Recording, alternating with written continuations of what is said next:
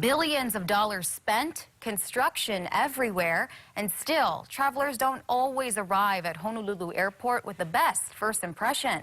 Gina Mangieri is always investigating and looks into the solutions. We went step by step through Honolulu's airport, the good and the great, the bad and the ugly, all to shine a light on the issues and the ideas on the table for long-term fixes. Leaky ceilings and wet floors, plywood-lined hallways, and those bathrooms. Some parts of Honolulu's airport are still in need of a major makeover. We cannot have our first appearance for a tourist and their last going away thoughts of Hawaii be a derelict, run-down airport. We're third world. That's despite a massive statewide airports modernization that was supposed to be long done by now.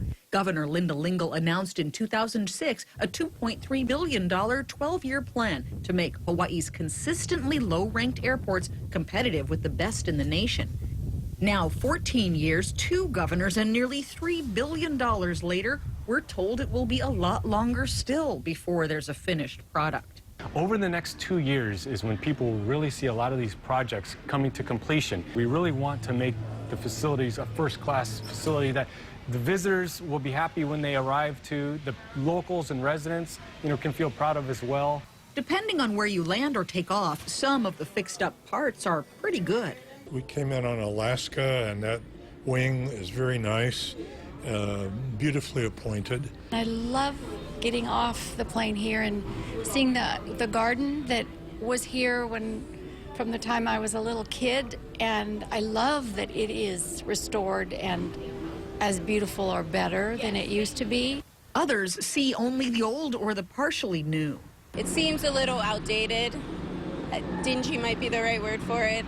And then there are the social media and travel rating sites with 1-star reviews aplenty. One even calling it the worst airport in America. Technically, second worst among large airports, according to a J.D. Power satisfaction study. And the worst, LaGuardia, does not plan to be at the bottom for long, with major hub partners like Delta ponying up big chunks of the $8 billion price tag. If there was an airline that wanted to invest that kind of money, I certainly would believe we would be all ears. In Honolulu, airlines have funded their own projects, ANA's Mega Lounge and Hawaiian Airlines lobby makeovers, but some say it's not enough.